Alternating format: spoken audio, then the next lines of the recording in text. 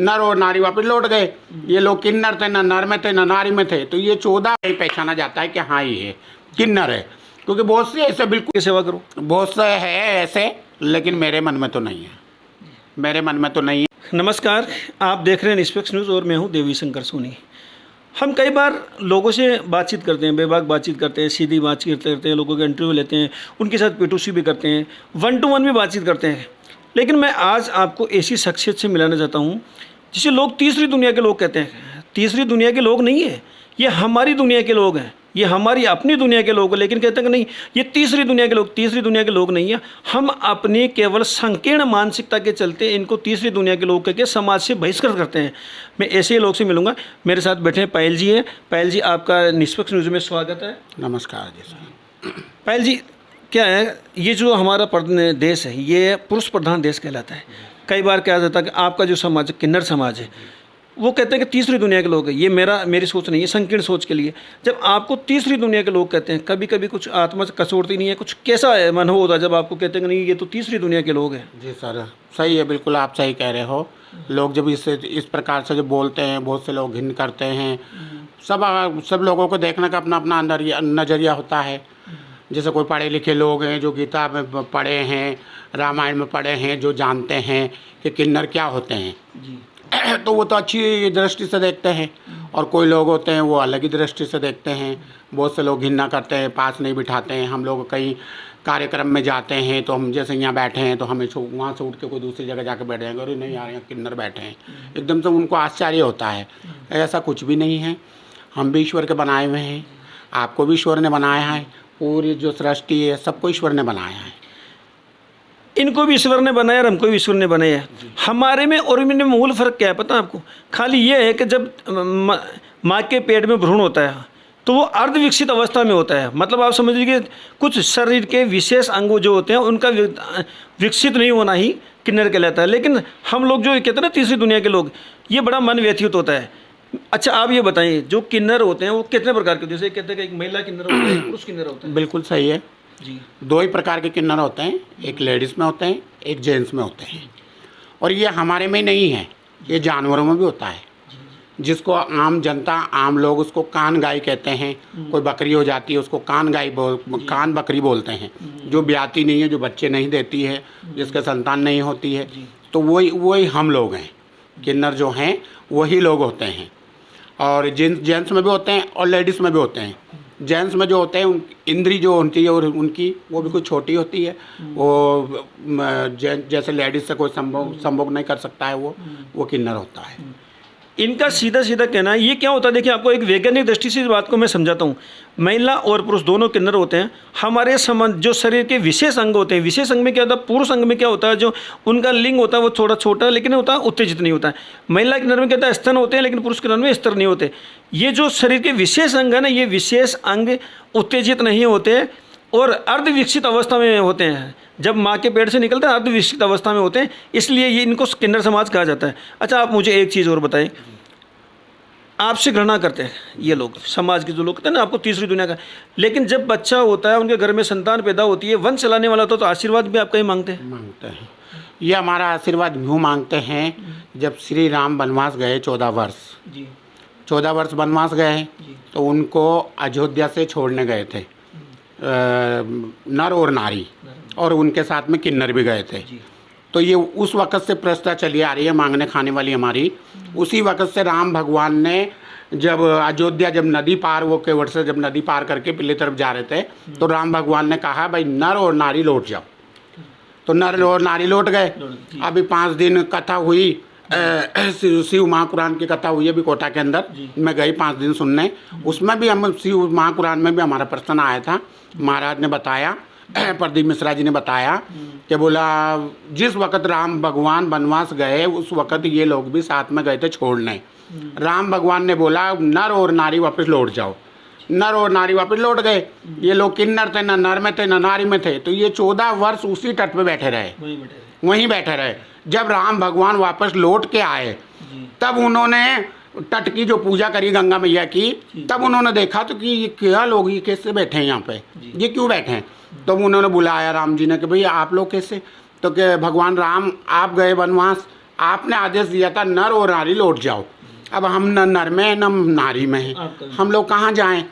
तब फिर भगवान राम ने गले से लगाया किन्नरों को, गले से लगा के उनको आशीर्वाद दिया कि जाओ, जिस पे भी आप सच्चे मन से दृष्टि डाल दोगे या सर पे दोनों हाथ रख दोगे उसका कल्याण होगा जग में। तब से आपका आशीर्वाद लेते तब से हमारा आशीर्वाद लेते हैं लोग, है ना। और है इसमें भी सच्चाई है, हकीकत है। अभी आपके मालपुरा के अंदर ही देखो ना, 3 महीने से बैठे हुए थे धरना पे, नहीं हुआ।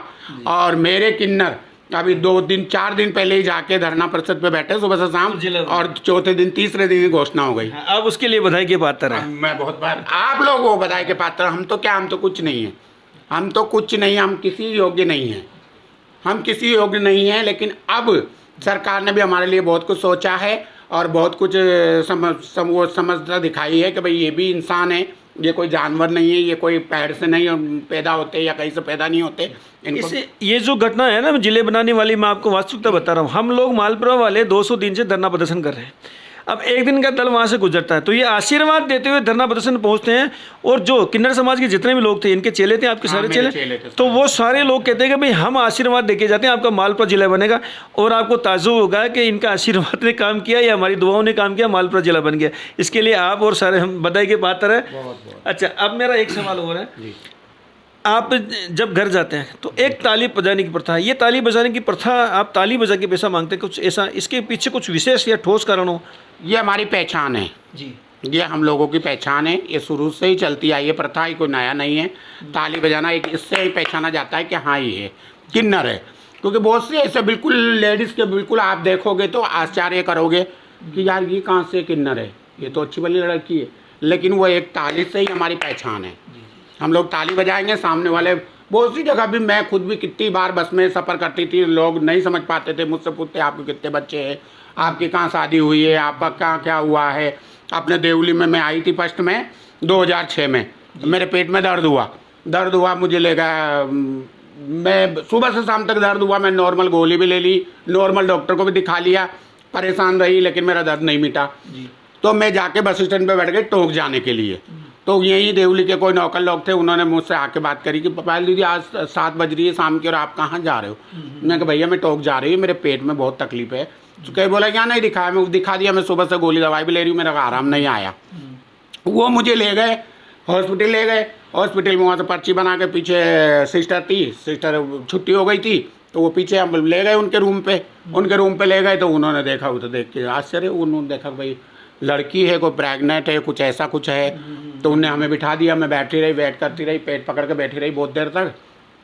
फिर जब वो थोड़ी देर बाद, आधे घंटे बाद जब वो आ रही है अंदर से निकल के, तो उनने इतने ग्लव्स पहन रखे और वो गर्म पानी की कोई भगोनी सी लेके आई साथ में, ला के उनने रख दिया काउंटर पे। और मेरे साथ में जो लड़के थे उनसे बोला आप लोग बाहर निकलो। मैं एकदम घबरा गई, बाहर निकलो क्या मतलब, इतने ग्लव्स पहन के आइए। बोला आप मैरिड हो अनमैरिड हो? मैं तो चक्कर में पड़ गई, मैं मैरिड अनमैरिड, मैंने कहा मैं तो, वो आपको पहचान नहीं पाई, वो आपको महिला ही समझ रहे थे, मुझे महिला समझ रही। फिर मैंने उनसे कहा, मैंने कहा सिस्टर मेरा ऐसा कुछ भी नहीं है और मेरा नॉर्मली पेट में दर्द है। तो क्या आपका मंथल कब हुआ था? मैं कहा भाई मंथल, मैंने कहा, तो मुझे हंसी अंदर से, मतलब वो भी हो रही थी, घबराहट भी हो रही थी, एकदम से आश्चर्य भी लग रहा था। फिर उन्होंने कि चलो ठीक है कोई बात नहीं, मुझे लेटाया, लेटा के चेक कुरा के चलो ठीक है। उन्होंने एक इंजेक्शन लिख के दे दिया।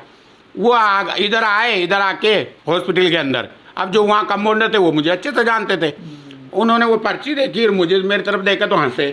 मैंने कहा क्या हुआ कंपाउंडर साहब? बोले ये इंजेक्शन आपके लगेंगी। मैंने कहा मुझे क्या मालूम, मेरे तो पेट में दर्द है। वो पीछे गई सिस्टर के पास, उन्होंने ये इंजेक्शन लिख के दिया है। बोला नहीं ये आपके लगने लायक इंजेक्शन नहीं है। तो ऐसे बहुत से लोग हमें देख के चक्कर में पड़ जाते हैं। तो इस ताली से हमारी पहचान होती है कि मतलब ये ताली आपकी पहचान है। और अच्छा आपके साथ में एक और ना, क्योंकि आप पुरुष और जो महिला दोनों किन्नर होते हैं, दोनों महिला परिवेश में रहते हैं, तो लोगों के लिए एक पहचान का संकट भी होता है कि भाई इनको पहचाने कैसे, लेकिन ये ताली जो आपकी विशेष पहचान है। अच्छा आप अनुष्ठान करते हैं, बड़े बड़े अनुष्ठान करते हैं, और आपकी देवी शायद जहाँ तक मुझे पता बहुचरा देवी है, माता जो गुजरात में है। तो वो अनुष्ठान में क्या क्या करते हैं, बड़े बड़े अनुष्ठान जब करते हैं उसमें क्या है, उसके बारे में थोड़ा विस्तार से बताएं। जैसे मतलब हमारे किस उसमें मैं समझी नहीं, मतलब नहीं आपके संप्रदाय कितने हैं, मतलब जैसे किन्नर आपके यहाँ ऐसा होता है कि भाई आपके गुरु जी जैसे मुसलमान किन्नर है तो उनके अलग हुए, हिंदू गुरु है तो उनके अलग है, ऐसा कुछ? ऐसा कुछ नहीं है जी, हमारे में ऐसा कुछ नहीं है। हमारे में हिंदू का बच्चा होगा वो भी हमारे में समाएगा, मुसलमान का बच्चा है वो भी हमारे में समाएगा, भंगी का बच्चा है वो भी हमारे, हमारी कोई जाति नहीं, हम सिर्फ इंसान हैं और जिसमें इंसानियत है वो इंसान है और उसका वही धर्म है। अगर इंसानियत है तो, और इंसानियत नहीं है तो उसका जाति भी गलत है और उसका सब कुछ गलत है। और इंसान है और उसमें इंसानियत है तो वही उसका जाति है, वही उसका धर्म है और वही उसका सब कुछ है, वही हम लोग मानते हैं। अभी जैसे आप कुछ दिनों बाद नवरात्र में बड़ा प्रोग्राम करने वाले हैं, तो ये माता जी के नाम पे मैंने कई बार देखा है कि आप बड़े बड़े प्रोग्राम करते हैं, तो ये प्रोग्राम आपके प्राइज होते हैं कि भाई साल भर में एक बार करना होता है या कोई विशेष तिथि होती है इसके लिए? जी, ये हमारे माता रानी का होता है। वैसे अभी इसका तो होता ही है, माता रानी का तो अभी होता ही है, जैसे नवरात्रों में, नौ दुर्गा में, है ना, तो ये नौ दुर्गा में करते हैं। गुजरात में होता है, वह साल में एक दिन होता है, अष्टमी वाले दिन, वो बोचरा माता की पूजा हमारे, वो हम किन्नर लोग ही करते हैं वो, उसमें दूसरे लोग अलाउ नहीं होते, उसमें सिर्फ हम किन्नर होते हैं। नहीं, लेकिन मैंने एक प्रोग्राम देखा था जयपुर में, उसमें कम से कम 10,000 किन्नर आए हुए थे, बहुत बड़ा प्रोग्राम था। इस तरह का कोई प्रोग्राम होता है आपके यहाँ, जैसे कोई गुरु दक्षिणा होती है किसी गुरु जी को? गुरु दक्षिणा भी होती है, जैसे कोई अभी मैं हूँ इस गद्दी पे, पहले हमारे गुलाब माँ जी थे यहाँ पे, वो समा गए, उनके बाद फिर मैं बैठी। अब अगर मैं हूँ, मेरे 100 साल पूरे हो जाएंगे, फिर मेरे चेले को सारे किन्नर जो हमारे हैं वो आएंगे, वो आके फिर उसको बेकायदा गद्दी पे बिठाएंगे। अच्छा, वो होता है। एक हमारा जो सम्मेलन जो बोलते हैं, किन्नर महासम्मेलन बोलते हैं, वो किन्नर सम्मेलन हमारा होता है जो बुजुर्गों के जो वो, जैसे आप लोग आम लोगों में नहीं करते हैं, न्यात करते हैं, हाँ। बुजुर्गों की न्यात करते हैं, उसी तरीके से हम लोग 15 दिन वो कार्यक्रम चलता है, 7 दिन 8 दिन 15 दिन भी उसमें लग जाते हैं, तो वो हमारे ये प्रोग्राम करते हैं। अच्छा, एक चीज़ और बताएं, आपके जो प्रोग्राम करते हैं ना, तो इसमें आपके जो गुरुजी बनते हैं, जो भी गुरुजी बनाने का या चेला बनाने का एक प्रोसेस क्या, प्रक्रिया क्या है कि भाई आप जैसे मान लीजिए आप अभी गुरुजी हैं, आपके बहुत सारे चेले, फिर चेले को चुनने की प्रक्रिया क्या होती है? देखो जी, पहले हमारे ऐसा होता था कि चेला जो होता था बचपन में जिसको लिया है उठा के, अब तो अब बहुत से लोग ऐसे हैं जो खुद ही सौंप देते हैं। अभी मथुरा के अंदर हुआ, एक यूपी में हुआ था, गांव का तो मेरे को नाम याद नहीं है, मेरे मोबाइल में उसका पड़ा होगा शायद, तो उन्होंने इतना सा बच्चा खुद दे दिया, बोला किन्नर है, हमारे कोई मतलब का है भी नहीं, तो उसको दे दिया, तो वो उसको पालेंगे, उसको चेला करेंगे, वो रहेगा हमारे पास। अच्छा, जब तक उसका दिल करेगा जब तक रहेगा। और फिर अगर यहाँ से अगर वो कोई उस पर मार कुटाई करे या कोई उस पर कोई शैतानी करे या किसी तरीके से कोई दबाव उस पर डाले, तो फिर वो दूसरे घर में चला जाता है। जैसे अभी मैं देवली में हूँ, अजमेर चले गए, तो अजमेर गया तो उन लोगों को पता चलेगा कि देवली वालों को चेला है, तो वो लोग हमें, ये पहले की है, अब तो कोई नहीं, अब तो सृष्टि दुनिया पता नहीं जाने क्या क्या चल रहा है, अब तो कोई पूछ नहीं, कोई ताछ नहीं, बस मेरा चेला है, सामने वाले के घर में चल गया, उनने जाते बस लुगड़ी डाल दी, आओ हो जाओ चेला, चाहे वो 15 दिन रुके वहाँ पे, चाहे वो 10 दिन रुके, लेकिन उसके कोई वो नहीं है। और पहले जो होता था तो सामने वाले पूछेंगे, भैया देवली से आइए, मुझे फ़ोन लगाएंगे, ये तुम्हारा चेला आया जी, कोई लड़ाई झगड़ा करके तो नहीं आया, कुछ आपके यहाँ से कोई माल तो लेके नहीं आया, या कोई बात तो नहीं है, इस तरीके से पहले पूछताछ होती थी, लेकिन अब कोई पूछताछ नहीं होती है ना। और चेले होते हैं, अभी मेरा चेला है, मेरे पास रह रहा है, उस पर मैं खर्चा कर रही हूँ, वो दूसरी जगह गया तो उसके 1,50,000 2 लाख जो भी उसका झगड़ा होता है वो झगड़ा हम ले लेते हैं। जैसे एक औरत होती है आम आदमियों में, वो नहाते यहाँ शादी यहाँ कर दी, फिर यहाँ से दूसरी जगह नहाते चली गई, तो वो लोग उसका झगड़ा लाएंगे, उस तरीके से हमारा होता है। अच्छा, आप जो असली समाज होता है किन्नर समाज, ये तो अपने चेले भी रखता है और आपके ये जो प्रोग्राम्स करते हैं, मैंने कई बार देखा कि जैसे ट्रेनों में या बड़े शहरों में तो एक नकली किन्नर बन के घूमते हैं, कई बार इनकी वजह से आपका समाज भी बदनाम होता है, तो कई बार आपके यहाँ भी पकड़ में आते हैं, या तो आप कानून की सहायता लेते हैं कि भाई उनके खिलाफ कुछ कार्रवाई करें? उसके खिलाफ होता है, हर शहर में होता है ये, उनमें कोई कोई तो असली किन्नर होता है। वो किन्नर कौन सा होता है, जो अब जैसे अभी मेरे घर में शैतानी कर रहा है, नहीं टिक रहा है, दूसरी जगह गया वहाँ भी नहीं टिक रहा है, तो फिर उसको हमारे समाज से उसको बाइकाट कर देते हैं, फिर उसको कोई नहीं रखता किन्नरों में। तो वो क्या करेंगे, ट्रेनों में चले जाएंगे, ट्रेनों में चले जाएंगे, फिर नकली किन्नर उनके साथ लग के फिर वो उनके साथ मांगा मूंगी खुद अपने करेंगे। अच्छा, मैंने पायल जी भी एक थोड़ी दिनों पहले एक घटना देखी थी। महाराष्ट्र में एक व्यक्ति है जिससे किन्नर से प्यार हो गया और उसने अपने समाज का त्याग करके, उसकी बीवी थी, बच्चे थे, उसने कहा कि मैं अपने बीवी बच्चों का त्याग करके संपत्ति उनके नाम करके किन्नर के साथ जिंदगी बताऊंगा। कभी कोई ऐसी घटना होती है, कब जैसे कहते हैं किन्नर के जो शरीर के अंग है, जो विशेष अंग है, वो तो चीज़ नहीं होते, लेकिन फिर भी प्यार हो जाता है, तो क्या कभी किन्नरों में आप जो लोग समाज हैं, आपके यहाँ भी कभी ऐसे होता है कि भाई आपके मन में कभी ऐसा हो कि भाई हम प्यार करें या इस आदमी के साथ में रहें या विवाह करें, ऐसा कुछ आपके मन में इस तरह से कोई विचार आता है? ये विचार आते हैं, ये 20 साल 25 साल पहले पहले आते हैं। अब अभी मैं हूँ, मेरे को कुछ नहीं, भगवान की भक्ति करना है और जो ऊपर वाले ने जो मुझे जीवन दिया है उसको मुझे धीरे धीरे अपना वह वो करना है। उसके अलावा तो और कोई अब वैसे कोई चाहत का क्या मतलब है, हमारा कोई जीवन क्या बताऊँ मैं आपको, आपको समझदार हो। अच्छा, एक चीज़ और, जी आपके पास जैसे बच्चे रह रहे हैं, आपके जो चेले वगैरह हैं, तो आप इनको शिक्षा के लिए आगे अग्रसित नहीं करते? जैसे अभी मैं एक दो किन्नर हैं, जहाँ तक मुझे पता है शायद 1-2 किन्नर विधायक भी हैं, राजनीति में भी हैं और बड़े पद पे भी हैं। तो आपका मन कभी नहीं करता कि भाई पायल भी अगर कभी पढ़ी लिखी होती तो थोड़ी आगे जाती? बहुत करता है, ये मन तो बहुत करता है। इसके लिए मैं सरकार की बहुत आभारी हूँ कि अब सरकार ने, कानून ने हमारे लिए बहुत कुछ अच्छा कर दिया है। तीसरा जेंडर का हमें दर्जा दे दिया है, लोग हमें समझने लग गए हैं, नौकरी में भी, इनमें अब हर जगह किन्नर की पहुँच होने लग गई है ना। पहले नहीं था ये कि पढ़ाना लिखाना, किन्नर को नौकरी देना या कुछ ऐसा कुछ करना, अब नहीं है। लेकिन अब सरकार के अंदर तीसरा जेंडर जो हो गया ना अब, तो उसमें हमारा पढ़ाई लिखाई सब चालू हो गई। अब नौकरी भी लग सकते हैं। हमें तो कर होता ही है अरमान, भी ख्याल तो सबको आता है, दिल तो वही है, मेरे अंदर आत्मा तो वही है ना इंसान वाली। इंसान ही हूँ मैं भी, कोई जानवर तो हूँ ही नहीं। मेरे भी वही 4 हाथ पैर है, मेरे भी वही मुंह है, मेरे भी वही आँखें है, मेरे भी सब कुछ है, तो विचार तो आते ही हैं।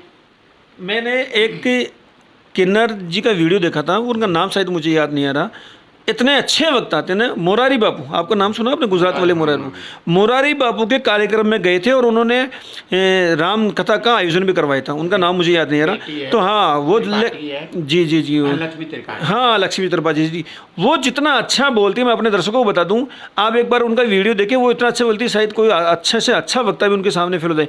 उन्होंने किन्नर समाज की सारी बातें ला के समाज के सामने रख दी थी कि भाई हमारे साथ में हमें किस तरह परेशान किया जाता है, किस तरह से प्रताड़ित किया जाता है, हमें किस तरह से देखा जाता है। उन्होंने ही हमें ये तीसरा जेंडर दिलवाया है। उन्हों का ही है, ये लक्ष्मी त्रिपाठी जो है ना, उन्होंने ही हमें ये तीसरा दर्जा दिलवाया, तीसरा जेंडर दिलवाया है। वही सरकार से लड़ी है हमारे खिलाफ, किन्नरों के खिलाफ। वरना कौन था हमारे, कोई भी नहीं था हमारे खिलाफ लड़ने वाला। उन्होंने ही कराई, लक्ष्मी जी ने ही। और बोलने का उनका ऐसा है कि वो शुरू से फिल्मी इंडस्ट्री में रही है, वो बॉम्बे में रही है, वो फिल्मी इंडस्ट्री में बोलना चालना, फुल इंग्लिश पढ़ी हुई है, फुल अच्छी ग्रेटेड है वो है वो किन्नर।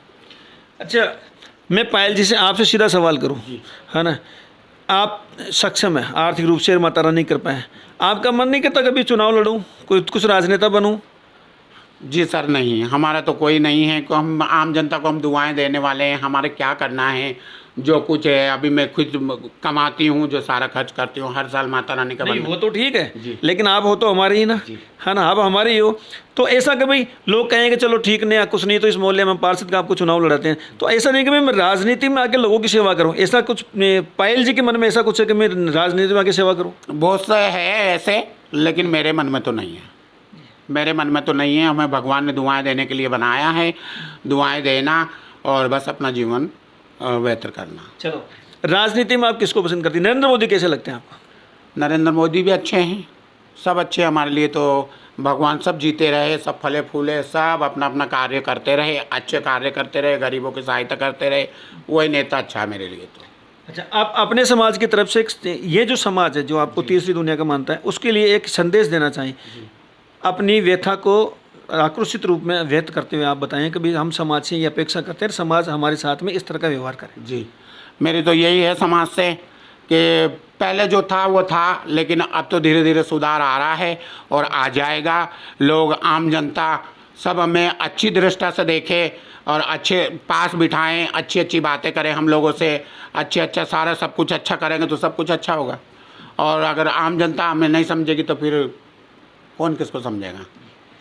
इनका सीधा सीधा कहना यह है कि देखिए हम आपकी दुनिया के लोग, और ये मैं बार बार कहता हूँ, ये तीसरी दुनिया के लोग नहीं, ये कहते हैं ना कभी पहली दुनिया, दूसरी दुनिया, तीसरी दुनिया, ये आप हमारे अपने, इनमें और हमारे में फ़र्क सिर्फ इतना सा है कि प्रकृति ने इनके साथ में थोड़ा सा अन्याय किया है और शरीर के जो अर्धविकसित अंग उनकी वजह से ये तीसरे समाज में चले गए। लेकिन आप इनको प्यार से गले लगाइए, इनको बुलाइए, अपने समाज में जगह दीजिए, इनके स्वाभिमान को और आत्मसम्मान को ठेस पहुंचाए हुए बिना आपको इनको अपना मानिए, यकीन मानिए ये आपको आशीर्वाद के साथ साथ बहुत कुछ देंगे। मैं देवी शंकर सोनी, निष्पक्ष न्यूज़ के लिए।